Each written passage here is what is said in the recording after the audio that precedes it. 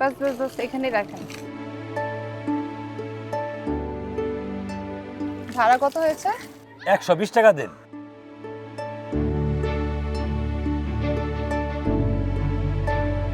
কাকা, আমি তো ভুলে টাকা বাসায় রেখে এসেছি। আমি টাকা আপনাকে বিকাশে পাঠিয়ে দিই। আমি তো ওই বিকাশ বুঝি না, ওসব আমার মোবাইলও নাই। আপনি নগদ টাকা দেন। কিন্তু আপনাকে হ্যান্ড ক্যাশ টাকা দিব কিভাবে? মানে টাকা তো আমি ভুলে বাড়িতে রেখে এসেছি, আর বর্তমানে আমার কাছে কোনো টাকাই নেই। আপনি একটু ওয়েট করুন, আমি বাসা থেকে টাকাটা নিয়ে এসে আপনাকে দিচ্ছি। হ্যাঁ এই রাখেন, আপনি কই যান? বাসা যা লাগবো না, এখান থেকে আপনি আমার ভাড়াটা দিয়ে দিন। আপনার মতো কাস্টমার বহুত আমার সবক দিছে, এক কাজ করবেন না।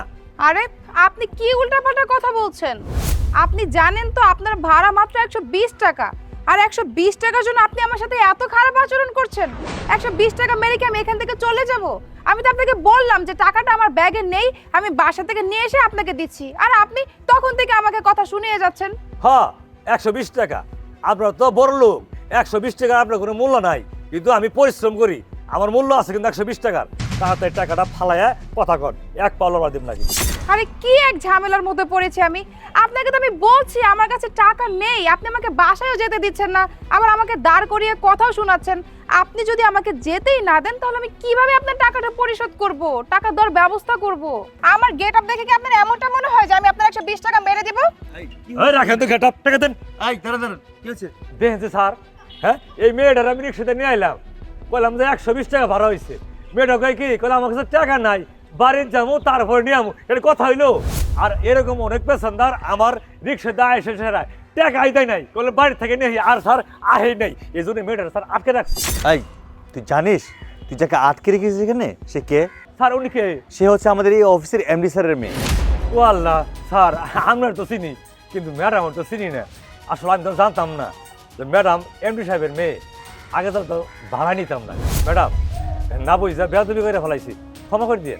আমি আপনাকে মাফ করে দিয়েছি, তবে হ্যাঁ, আপনার ব্যবহারে আমি খুবই বিরক্ত ছিলাম। তবু আমি আমার পরিচয়টি দেইনি, কারণ আমি এর শেষটা দেখতে চেয়েছিলাম।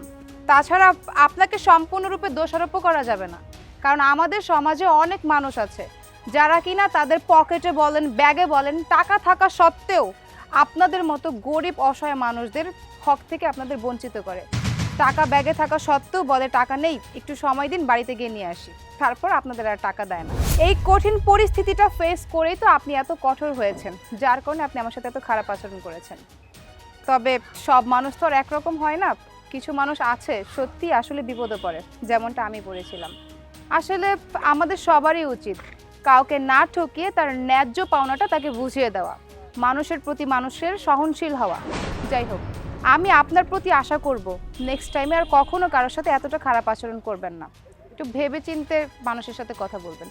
সূর্য সাহেব, যদি আপনার কাছে 120 টাকা থেকে থাকে তাহলে আপনি টাকাটা একটু কষ্ট করে তাকে দিয়ে দিন, আমি আপনাকে পরে ফেরত দিয়ে দিব। জি ম্যাডাম, আমি দিয়ে দিচ্ছি। যে এখানে 200 টাকা আছে। আচ্ছা স্যার। ম্যাডাম চলুন তো। চলো।